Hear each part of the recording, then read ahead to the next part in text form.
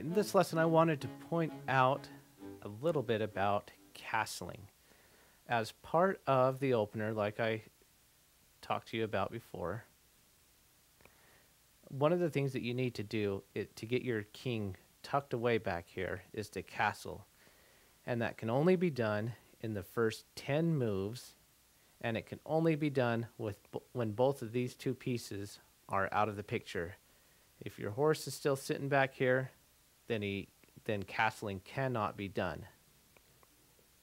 But if these two pieces are gone, all you do is slide it over, and the king's tucked away, and the rook's ready to be put into play. Now, one of the things that people don't realize is that you don't have to castle only to the king's side. You can actually castle to the queen's side as well. The queen has to be out of the picture, and it has to be within the first 10 moves as well. And it's a bigger space, but you do the exact same thing. And that's castling on the queen's side. But what this means is that in most situations, you and your opponent will both be castled on the same side. So when you castle to the king's side, the way chess is set up, both your kings are going to be on the same side of the board. They're on your right-hand side or his left. But anyways, they're going to be on the same side of the board. However, if you castled or your opponent castled to the opposite side of the board, where your king is here and his king is there, this would open up a unique opportunity for you. So one of the things, if you castle on opposite sides of the board, these three pawns right here, I want you to think pawn storm. These pawns are going to start storming down to break down this barrier. And that's something that you cannot do if you're both castled on the same side, because this is your king's protection and they stay there. But when your king's over here, these three pawns, that's their job.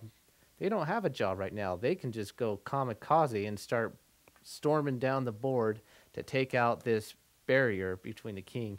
If these pawns can get down there, it's going to weaken the king's barrier that he has there. So that's what I want to point out, is that if you notice that you've castled on opposite sides of the board, in that situation, start getting these pawns down the board so that he has to breaks down the king's defense here. So hopefully that makes sense. I think it's pretty simple and I like it. So if you're castled on opposite sides of the board, sorry to repeat myself, but it's helpful to repeat things. If you're castled on opposite sides of the board, think pawn storm. Get those pawns moving and have them cause some havoc down there on the other side of the board to break down the king's defenses. So you may want to use that as part of your strategy too. It puts you on unequal grounds, but if you think your opponent may not realize that, why don't you go ahead and try it out. See what it does for you to castle on the opposite side and then do a pawn storm to take out your opponent's defenses. Go break out your chessboard and try this one more time.